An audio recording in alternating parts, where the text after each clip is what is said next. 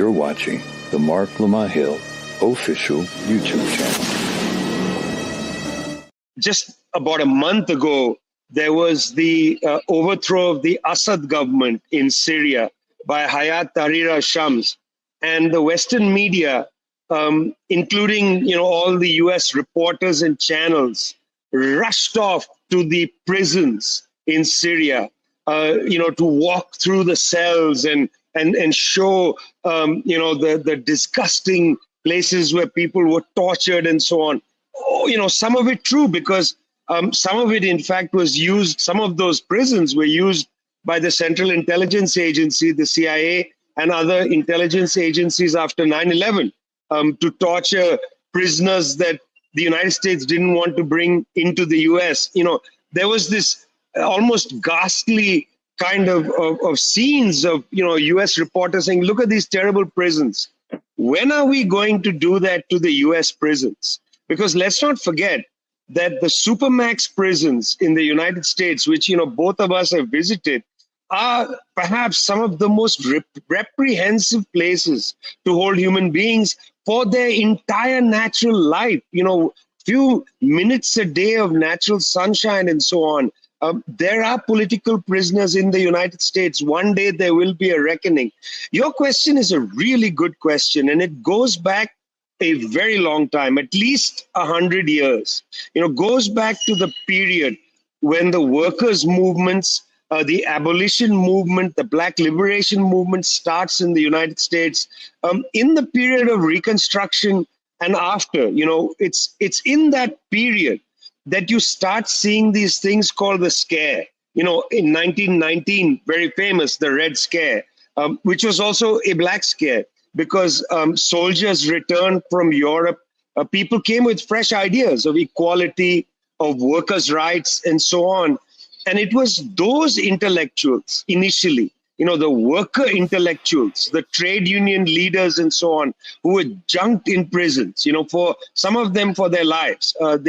They were the original intellectuals who went to jail as prisoners. I just want to put on the record that when we talk about political prisoners, we're talking about legions of working class intellectuals, people who didn't necessarily get an advanced degree, but wrote for their class, wrote in their newspapers, developed their thinking with each other, and they became dangerous because they were doing something that the elites thought was absolutely unacceptable.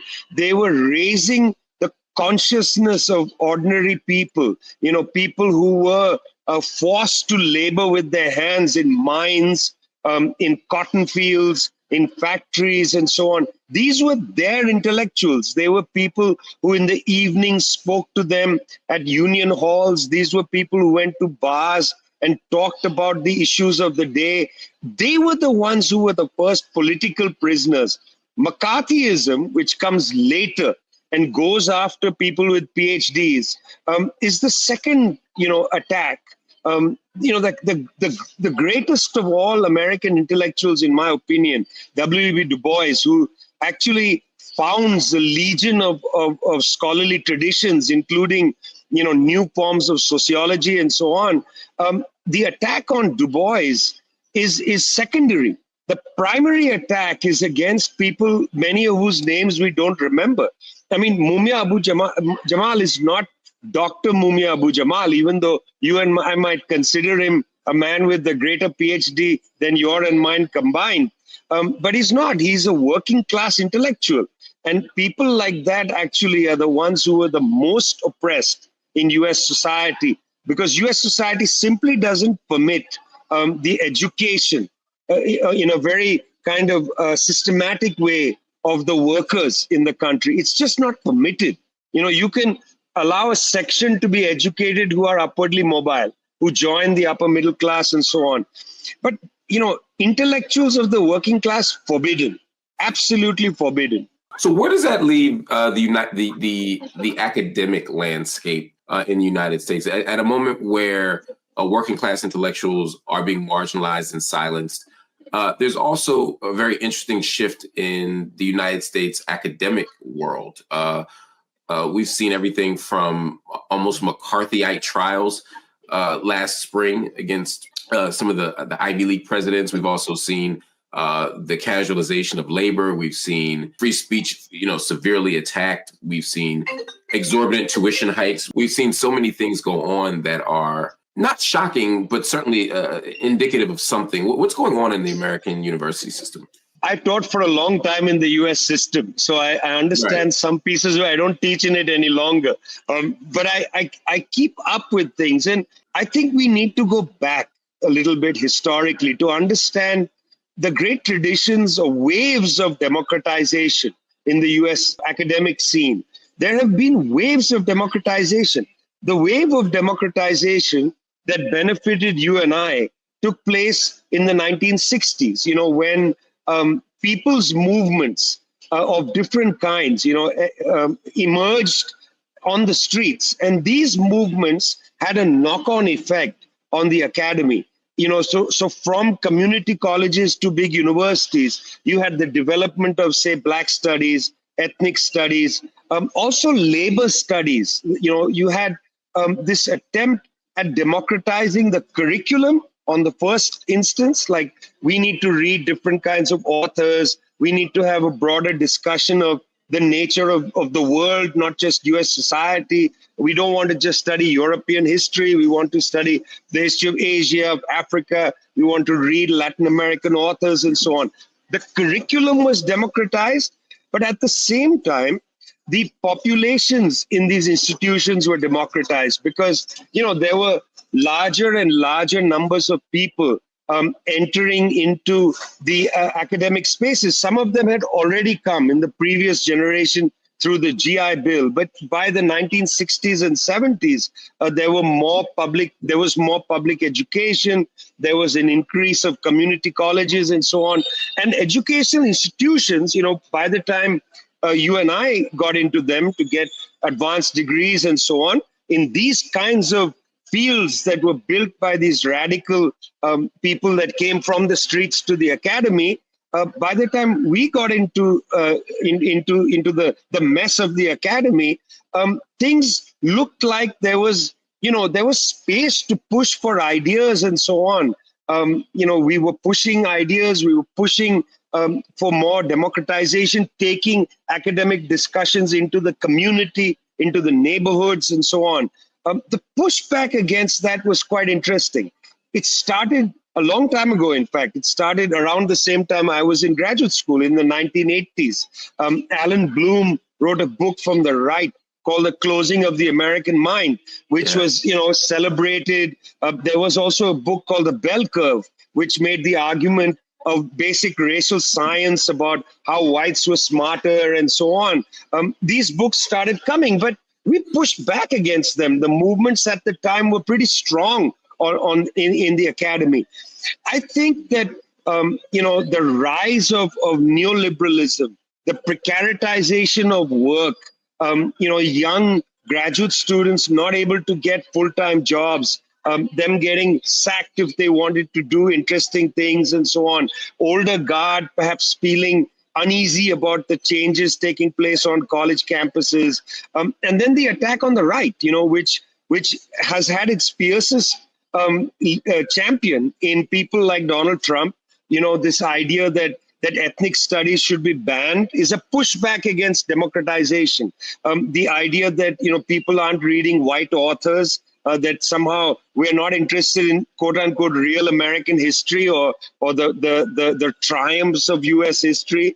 They're stealing everything from us, including the village people, okay? Everything is being stolen from us. So this has been a real clampdown, a combination of precaritization of workers and mostly young scholars not able to get full-time jobs, scared to be political. And then the trifecta, you get precaritization, the attack on ethnic studies, and then the trifecta came largely in the last decade, when those of us felt that it was really important to raise the question of the Israeli occupation of the Palestinians, from at least Operation Cast Lead and so on, 2009, 2014. Those wars awoke a generation of of American faculty to speak out about US support, arms sales, so on, the settlement policy. And that was the trifecta. That was the third spear that the institutions threw at people, silencing faculty members. I mean, the new McCarthyism is a combination of the attack on ethnic studies and the attack on those who speak out about Palestine. And then combine that with a structural problem of precaritization of workers, where people are just fired if they say things. I mean, I quit my job because I just found I don't want to spend the rest of my life in that atmosphere. I was not fired. They tried to fire me several times, but I just felt like, listen, this is just not worth my life. I have to live a life. I don't want to fight against petty people. I'd like to fight them from outside. I don't want to sit in there and be called in by a mediocre president, a grotesque mediocrity. I had a president who used to look at my Twitter account and would phone me and say, you can't call Barack Obama a war criminal. And I said, wow. I'm not calling him a war criminal. The drone strategy of assassination is against the Fourth Geneva Convention. I am not calling him a war criminal. Right. What he's doing is a war crime. That's a big difference of perspective, my friend. Grotesque mediocrity. When we laugh at the Bidens and the Trumps and so on, let's not forget the college presidents, Mark. They are as if they are any better in caliber than the kind of presidents that the country has had. They are as grotesque as grotesque mediocrities as the people who ascend to the very top.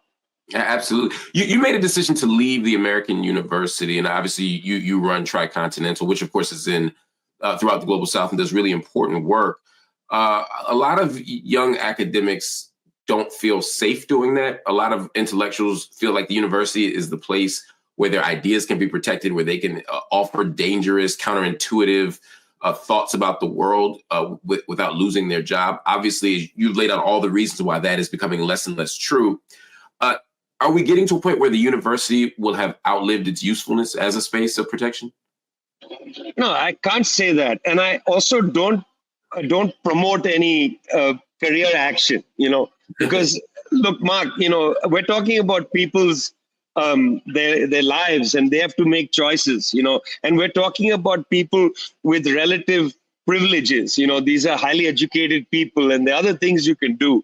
I always used to tell my colleagues who decided to surrender their outspokenness, I'd say, why don't you just go and work in a bank? You'll make more money and you'll have the same impact on the world, which is zero.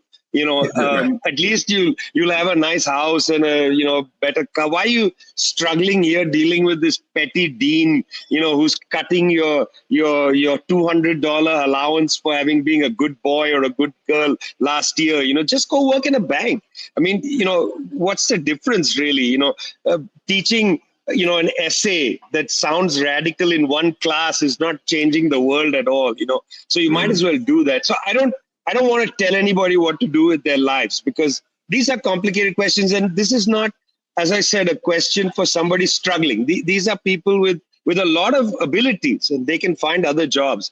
The problem is, Mark, and you and I remember this, is that we become victims of the funnel complex. You did well in school. You went to college.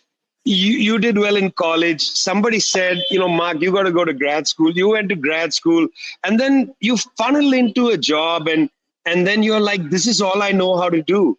But in fact, and I'm not speaking to you directly, Mark, because you are a man of many talents. You've been out there doing television. You have a bookshop. You do a million things. You're extremely creative. But there are lots of people who feel funneled. They feel like, shit, if I leave this job, I can't work in a bank, or I can't work in a shop somewhere or whatever. In fact, you can, it's just another job. I've discovered in my life that over the years, I've enjoyed taking full leave, some without pay, and then going and working as a journalist or doing something else on the side, because like you and me doing this is not really you and me in your office doing office hours. I like the witticism of the name office hours, but For God's sake, this is not me and you on a college campus. This is me and you on YouTube. As long as YouTube allows you to have the channel, that's us. And you could be working. I could be working in the mall at the shop next door, and you could be working somewhere. And this is my lunch break, and we're doing this. We don't need academic jobs to do this. We can still do it, and people do. And the whole world is filled with young people who are out there populating different forms of social media, trying to tell their stories. And sometimes doing it a lot better than our highly educated colleagues. I mean, one of the reasons why I found academic work getting more and more suffocating was, in fact, something that I know is trivialized as a criticism, but it's the undemocratic nature of the knowledge we produce. We write for free, we publish in a journal, the journal article is behind a paywall. Somebody's making money off an article you wrote for free, and nobody, like, my friends sitting here, cannot access it because they don't know how to get there. If they find it through Google, they can't afford it. I live in Santiago in Chile. If I'm going to buy an article in dollars, $30, $40, I'm not interested. That's just way too much. It's more than a day's salary for a worker. It's just way too much. So there was a way in which academic production was becoming more and more undemocratic, and then add to that the compulsion to write in ways that were, extraordinarily undemocratic. I get the need for jargon and I get the need for science and so on, but it's gone a bit too far. People don't just want to say stuff directly and talk to each other. Going for lectures, I used to have to struggle to stay awake. Get to the flipping point, man. You're dancing around the point, just tell me what you're arguing. Sometimes out of fear, people just didn't say, what I'm arguing is the United States is a racist country and there's no future for anybody, or that the struggles are germinating and, here's where I found it. I'm interested in that kind of scholarship because that is also scholarship. Some of this undemocratic stuff, I think, is really eating into the brains of the best of the lot. Allen Ginsberg, great poem, I see the best minds of my generation strung out on Lacan and postmodernism, vomiting the worst of French vocabulary all over their poor students, struggling, reading dictionaries to keep up with their professors. That's what I was running away from. I'm thinking about this moment in another way. We enter last week Trump 2.0. I don't want to overstate what that means because it would suggest that the American empire, its existence is somehow dependent upon Trump as opposed to being a deeper structural thing. But I also don't want to understate what it means for Trump to take the helm of this empire again, for Elon Musk to play such a prominent role in decision-making, and for a range of policy decisions to be sort of at the forefront that are not of a whole different sort than what we saw under Biden, but are certainly different in some way, form, or fashion. What does this mean to you when you look at the return of Trump? What does it mean to you? You put the question very well. So let's start where you put the question, which is that Trump was born a year after the United States dropped atom bombs on Hiroshima and Nagasaki. He wasn't even born when that atrocity happened. You're right. The empire starts before him and will likely outlive him. It outlived him certainly after Trump 1.0. It's not like Biden arrives and everything changed. In fact, not even. Trump and Musk are assholes, okay? Yeah. That's as people. They're just assholes. I mean, they're the worst kind of frat boys on a college campus, okay? They're just nasty and petty and they don't know how to dance. I mean, who dances like this, I mean, what is that, man? I mean, it just, there's something about them that doesn't scare me. And then, Marco Rubio is like the little Latino kid following the white frat boys around wanting to join the fraternity. I mean, there's something pathetic about the crew. I'm not impressed with them. I mean, as people. Yeah, Elon Musk is not an impressive guy. He's interesting. Like, I'm interested in the phenomena of Elon Musk. And and his family, you know, the South African apartheid money that marinated their wealth and so on. They're all interesting, but they're not particularly like, wow, what an interest, you know, wow, I'm scared of them. I'm not scared of them, you know, I don't fear them. They're dangerous people. They're dangerous people, but I don't fear them. You know what I mean? Like, yeah, I don't, exactly. if Musk walks into the room, I'm not going to tremble, but I know that asshole can ruin my life. You know, like both things are true. I know these guys are dangerous. I'm not afraid of them. Now, the thing is, it's a sad day for the United States of America that in this last period, the lesser of the evils spelled genocide. That's a sad day, man. A sad, heavy year of an election campaign, first for Biden and then for Harris, where that was the nature of the lesser evil. Like, that's a sad and heavy burden for the United States to carry, you know, for the soul of the country to carry. I mean, that's something that the people of the United States are going to have to work out. Like, can you create, please, a lesser evil that doesn't spell genocide? I mean, like, what's worse than genocide, man? Is it extermination? Is that Trump, the worst evil? Is not genocide, but like planetary extermination? Maybe. So I get it, but I also don't quite appreciate shock and fear that people have, that how are we going to survive these 4 years, you know? And there's something quite privileged about that. And you know, it's a little bit like the Langston Hughes line, where Hughes was reflecting on the Depression of 1929. And what Hughes wrote in reflection on the Depression was, he said, up in Harlem, we didn't need a 1929. The Depression has been there. Like, what are you talking about? Oh my God, there's a depression, you know, the Great Depression. I mean, what are you talking about? Like, come for a walk with me, whatever, 120 blocks, and I'm going to show you what's effectively a permanent depression. You know, what are you talking about?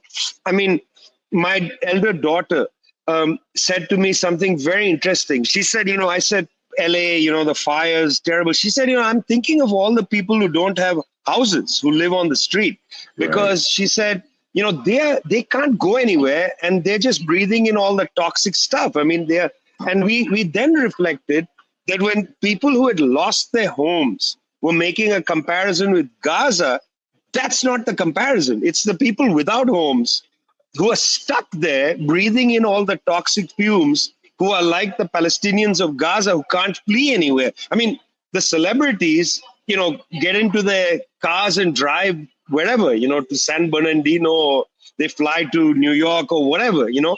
But it's these people. So there is always somebody who's going to look at this and say, how is Trump worse for me? You know, like, this is not something that the 4 years that I have to get through. I have to get through eons of US imperialism.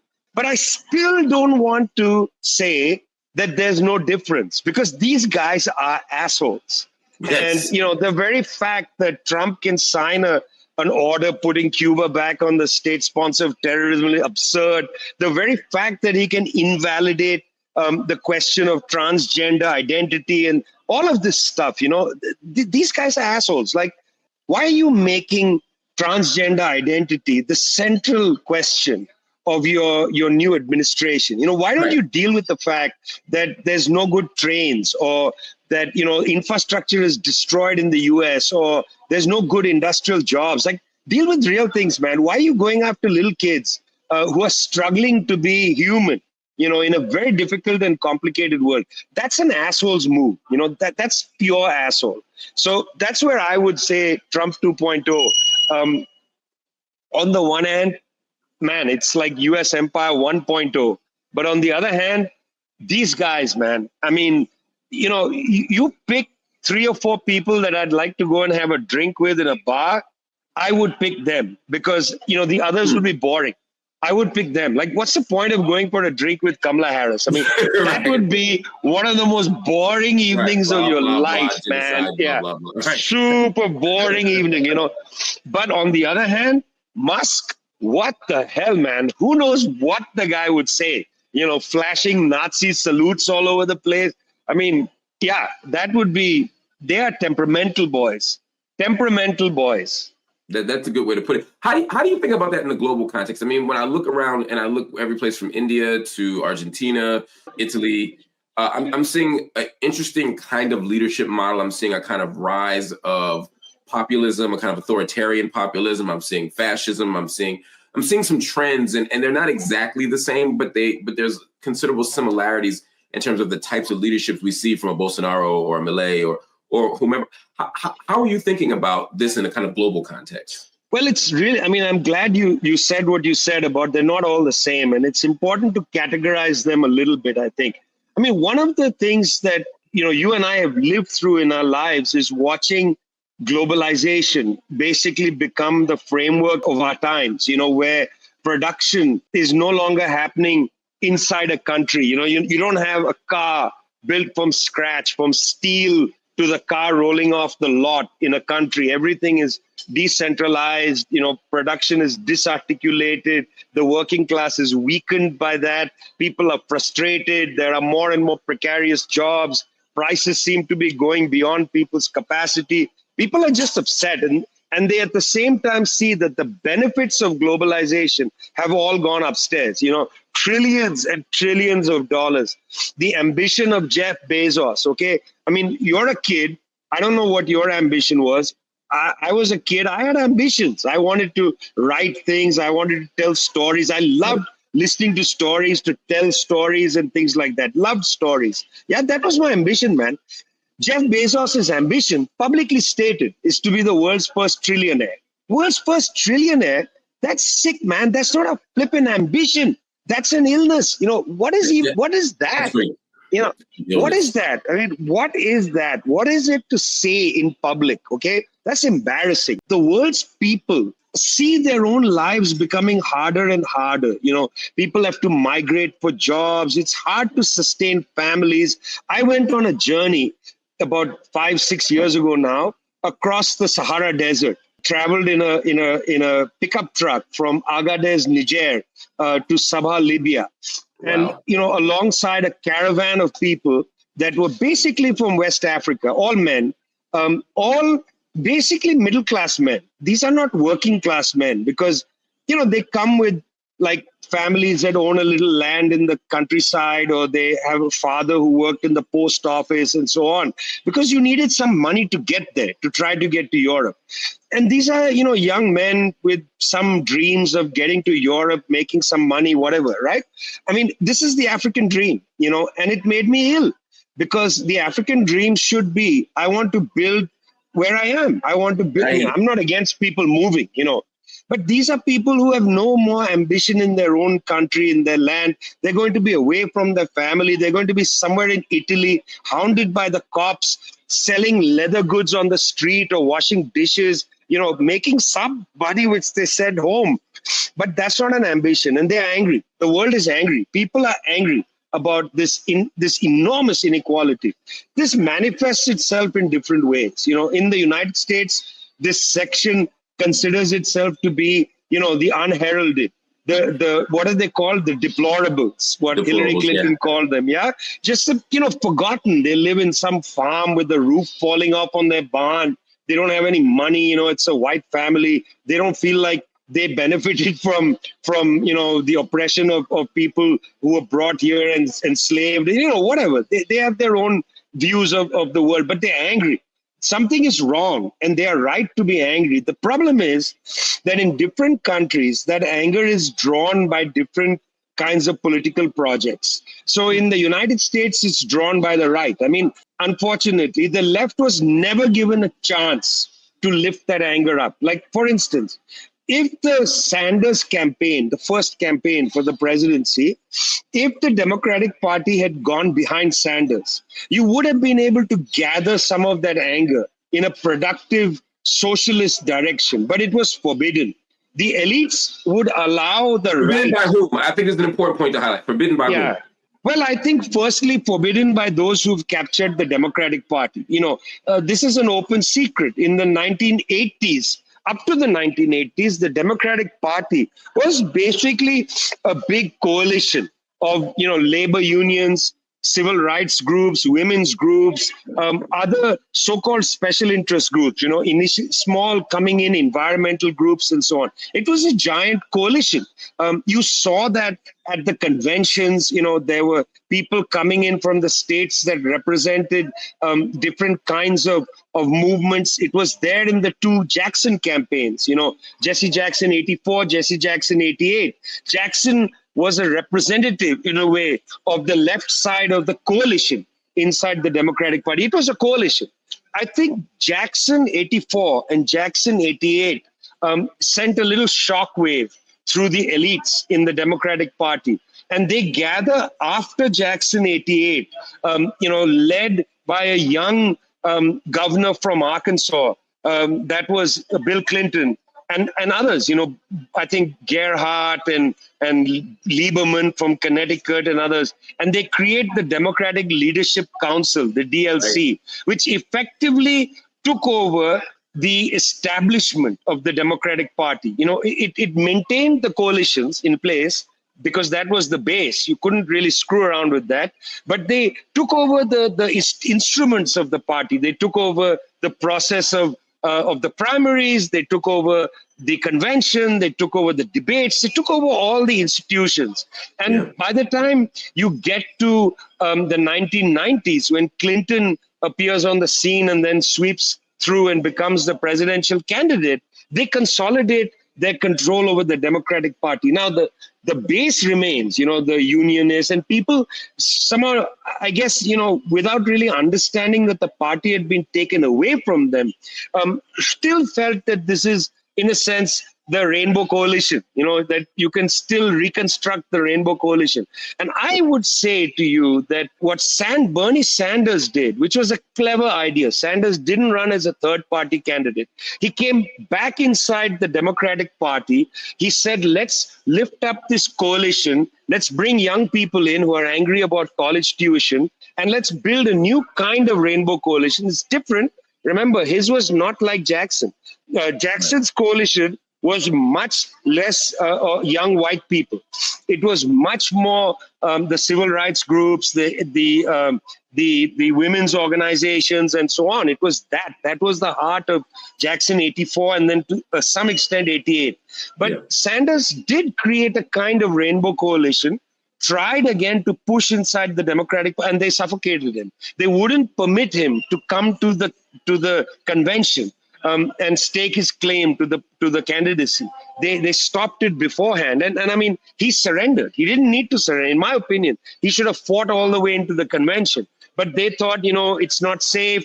We've got to continue the legacy of Obama. Remember, this is Sanders versus Clinton. We can't afford to have the right, which was consolidating around Trump already, and so on. And so Sanders was shut down. So I feel that in the United States, the right was permitted. But there are other countries. Let's take the case of the Sahel states. I just talked about crossing the Sahara. In Niger, for instance, and Burkina Faso and in Mali, you've had these coups d'etats by young, very idealistic, very patriotic military officers who represent a very angry public, but they've come to the left because they make the argument that we need to increase the sovereignty of our countries. They have gone back to Thomas Sankara. They make the point, I think very beautifully, Sankara's point that he who feeds you controls you. This is Sankara's genius line. He who controls you feeds you. Such a pithy line. Ibrahim Traore of Burkina Faso, this is a line he has quoted. He dresses like Sankara and so on. So it's the same kind of frustration of the public. I don't think the American voter is racist or whatever. I think that's a lazy formulation. I think the possibility of, say, a Sanders, of creating a new kind of historical bloc was available. That was shut down. And the right was given free run to basically consolidate these poor people into a bloc that is, I think, a bloc of the right, which it need not have been. Because in other countries, we see this similar kind of anger produce a different historical moment. In some countries, it goes to nothing. It fizzles out. It becomes frustration. Sorry, it becomes utter frustration. But in other countries, and I use the Sahel as an example because that's some real politics happening there. They've created the Alliance of Sahel States, the AES. They've thrown the French out. This is becoming infectious in the Sahel. Chad has thrown the French out. Ivory Coast, man, the president of Ivory Coast was put in place by the French, and he threw the French out because the people of that region just don't want French military there anymore. It's incredible what's happening on the African continent. In light of that, of course makes me think about what's happening in Cuba. In particular, thinking about now, what it means 7 decades, beyond the Cuban Revolution.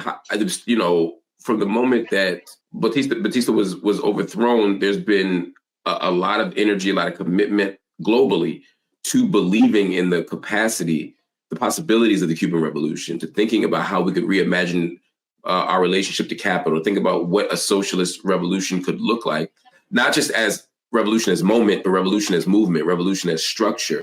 The imperialist nations, the West in particular, have done everything they can to undermine Cuba, to marginalize Cuba, to isolate Cuba. I mean, I'm thinking about sort of what Cuba looked like during the special period after the fall of the USSR, and sort of the commitment to almost starving Cuba. And I've watched the United States frame Cuba as a terrorist nation, as a rogue nation. We've seen what has been called embargo, but what has effectively been a blockade for decades. And we started to see some daylight. We started to see some progress. We started to see, I won't say a normalization of relations, but certainly a softening of the sort of vicious stranglehold that the U.S. had on Cuba. Trump comes back in. And again, I don't want to make Trump the boogeyman here. There's a lot of stuff to talk about. But I'm even putting them back on the terror watch list, again, for me, is a sign of a deeper politics and a deeper crisis that we have here. You think about Cuba a lot, and you situate Cuba within the context of this global, kind of geopolitical struggle. Where is the Cuban Revolution at this moment? And where do you see things going? The book I just did on Cuba, with Noam Chomsky, we spent a lot of time chatting. We spent a year chatting about Cuba, about the Caribbean, about the Mississippi River Valley, and so on. The man is deeply informed about everything. I learned a lot. And the book we wrote, we kept thinking, what's the parallel? What's the parallel? It's interesting. In 1962. CLR James did a new edition of his book Black Jacobins. It's an amazing book. People who haven't read it, it's really a terrific book, because it's where James in 1938 writes the story of the Haitian Revolution, led by Toussaint Louverture and others. The Revolution of 1804. It's a really terrific book. 1962, James decided, or the publishers decided, to do a new edition. So James wrote a afterword to the Black Jacobins. And the afterword is interestingly called From Toussaint Louverture to Fidel Castro, where James basically makes the argument that this is a Caribbean revolution. What happened in Cuba is a Caribbean revolution. And there's something Caribbean about it. And the antecedent to what happened in Cuba in 1959 was Haiti in 1804. And so I raised this with Noam. He didn't know this stuff because, he didn't know James that well in the text and whatever. I said this to him, and he said, oh, that's really interesting because, there is a great parallel. And we started batting this around and realized that there's another parallel, which we very rarely talk about and which is super important. Haiti has this revolution in 1804, and everybody gangs up against it. The United States, the French, all the imperialists gang up against it. They basically tried to suffocate this revolution as they tried to suffocate every one of them. And this is an important revolution because it's the first revolution in the Americas, in the New World, against enslavement. It's the first time people who had been enslaved stand up and say, no, we are going to rule ourselves. It's not only that we don't want slavery, we're going to rule ourselves. It's an incredible revolution. And it's not really put in that context. There are other revolts in the other parts of the world like this that are against enslavement. But this is the first in the plantation slavery world of the capitalism of the Americas. Incredible revolution. Anyway, happens. They try to suffocate it. The United States, I learned this from a great book called River of Dark Dreams by Walter Johnson about the Mississippi River Valley, where Walter Johnson, for his own pains, goes and reads the political economy of the people who were in favor of slavery. I mean, who's going to read those books? But Walter read them. And he does a really good study of their imagination of this river that comes down the middle of North America, enters, the Gulf of Mexico, the Gulf of America, enters the Gulf of Mexico. And they have a vision that, in a sense, countries like, or islands like Haiti and Cuba are the entrepots. They are the ports of a slave economy that governs the whole Mississippi River system. So Haiti and Cuba and these big islands in the Caribbean are key to their imagination. So they in a way, had to suffocate the Haitian Revolution for two reasons. One, not to allow the contagion of an anti-slavery revolt going general, across the United States, across Brazil, and so on. And secondly, because they wanted that island as a major entrepot for the massive imagination of a slave industrial economy in Northern America. That was the reason why they wanted so deeply to suffocate Haiti. Okay, so Haiti, right from 1804, has suffered from US invasions, occupations, overthrow of government. I mean, there's not been a moment of rest, okay? Right. But in 1857, something interesting happens. There is a major counter-revolution in Haiti. Not a revolution, a counter-revolution led by Papa Doc Duvalier. Takes place in 1957 on behalf of the United States. And Papa Doc Duvalier and his son Baby Doc ruled for decades. And what they do is they basically assassinate every single trade unionist, peasant organizer, communist. Everybody is killed or has to go into exile. They go into exile by running across the border to the Dominican Republic, or they are killed. I mean, they slaughter people left, right, and center. They create death squad called the Tonton Macoute. All of this is in full public display. The United States continues to back Haiti right up to the 1980s. And when there's a movement to overthrow the Duvaliers, the US, of course, joins that movement. But then when the victor of the elections comes in, Jean-Bertrand Aristide, he has the honor of being couped twice. He's the only person in world history who has been removed in a coup d'etat by the United States twice. Nobody else has received that honor. This is the situation of Haiti, okay? A country where they allowed a free market dictator to rule for decades and his son. And then when there was democracy, they basically destroyed the country. And now Haiti is where it is. 2 years after the counter-revolution against the Haitian people with Papa Doc Duvalier, there's the Cuban Revolution, which does the exact opposite as Haiti, where they basically tell US companies, get out of here. You can only stay here if you put the interests of the Cuban people first. They put effort and energy for literacy, education, for healthcare, all the basic human needs, housing, and so on at great cost. And what does the United States do? It backs the counter-revolution in Haiti, the dictatorship in Haiti, and tries to destroy the Cuban Revolution from the beginning by sabotage, by attempted assassination, by invasion in the Bay of Pigs in 1961. Today, despite the special period you mentioned after the fall of the Soviet Union, despite the blockade, despite all the problems in Cuba, and there are many problems in Cuba, what would you prefer if you were to be born? Would you prefer to be born today in Haiti or in Cuba? By all human indications, my friend, you would pick Cuba. Absolutely. By all human indications. Yeah. Despite all the pressures, despite all the problems, no electricity, because in Haiti, I mean, look at the situation. The president of Haiti is killed by a gang of mercenaries who have been identified as Colombian right-wing mercenaries with a paper trail that leads to Miami, and then the investigation ends. I mean, what's going on? The president of the country, okay, he was acting president. People didn't like him. That's a different matter. He's sitting at home. He's killed by mercenaries, paper trail to Miami, Florida.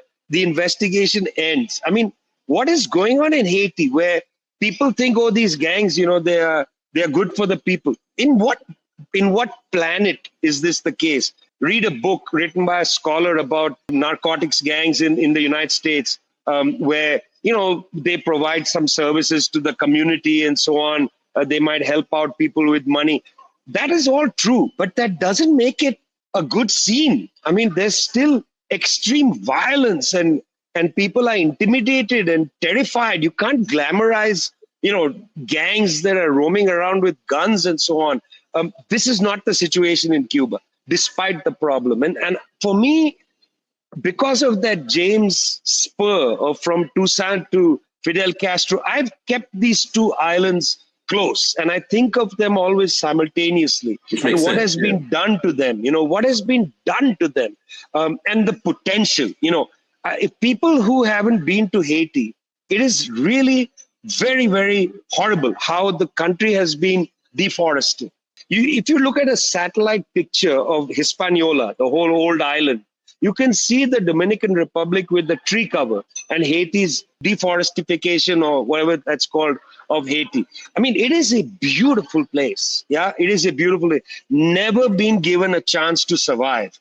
Cuba took the chance to survive like Haiti had done in 1804, but they still want to take it away from them. I mean, this is imperialism. Imperialism is, people say, oh, it's very complicated. No, imperialism is simply not allowing people to define their lives for themselves, telling them what to do. I mean, these people want to live their lives, man. They don't need charity. They need control of their own destiny. They don't want bloody charity, man. Nobody, you know what? I don't want charity. I want taxation. I don't want Jeff Bezos to start a foundation. I want his wealth to be taxed. Right. Taxation is democratic. Fundraising is not democratic. That's me and you in front of somebody's house begging them for cash so we can do a simple thing like have a conversation for an hour. In your final analysis, I mean, do you see the trajectory of Cuba?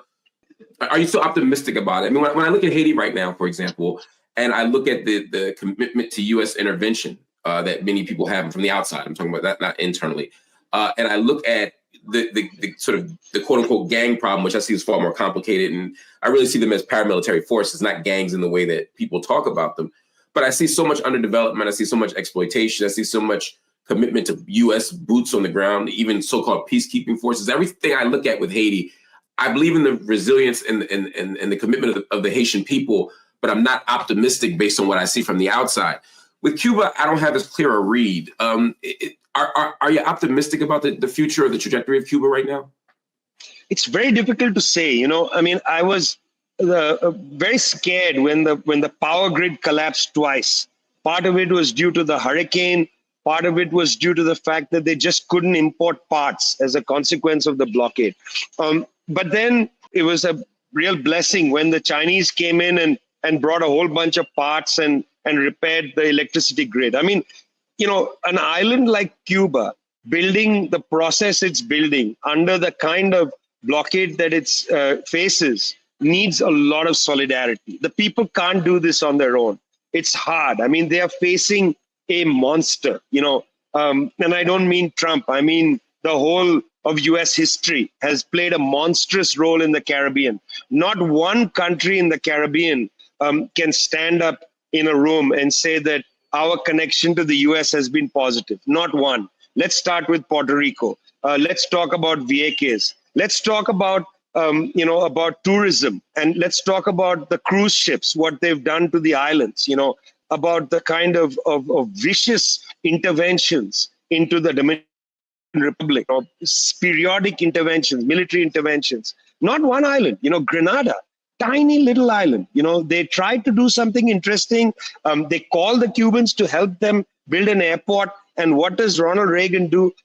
Invade Grenada, which, come on, man, right. It's extraordinary. The invasion of the Grenadian Revolution put the English-speaking Caribbean left back more than one generation. It demoralized an entire lot of people. I mean, you go to Jamaica, the Jamaican left wing had thrown themselves at the service of what was happening under Maurice Bishop in Jamaica. Thrown themselves, they were demoralized at the end of it. So, you name an island, Mark, you give me an island, I'll give you a bad story. Not one island in the Caribbean, in my opinion, can stand up and say, hey, we did really well thanks to U.S. imperialism. It was great for us. It was great for us. I mean, really, the test case is Puerto Rico. It was great for us. I mean, you want to know about Puerto Rico? Don't listen to me. Listen to that Bad Bunny song where he cuts in the middle and there's a documentary about the electricity crisis in Puerto Rico. If Bad Bunny can do that, okay, there's a problem in Puerto Rico. I mean, if what's his name, the guy with the hips, remember him?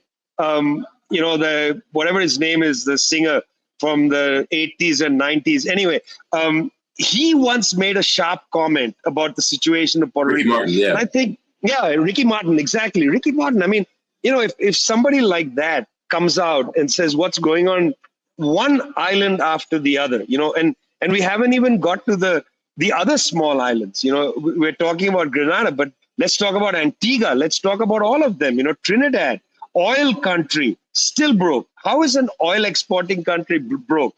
Jamaica, used to be an exporter of bauxite, which is a ingredient of aluminum. So important. One of the big exporters of bauxite. Jamaica, now reliant on tourism. Ridiculous. Carnival ships. Come on. That's not an economy. That's a circus. You live this, you don't just talk it, and I'm grateful for you, my brother. Thank you so much for supporting us. Thank you for coming to Office Hours. We hope to see you again soon. Yeah, that's great, man. Next time, give me a cup of coffee or something, because, an hour of Office Hours without coffee, what kind of professor are you? I am terrible. Love you, brother. Talk to you soon. Take care of yourself. Peace.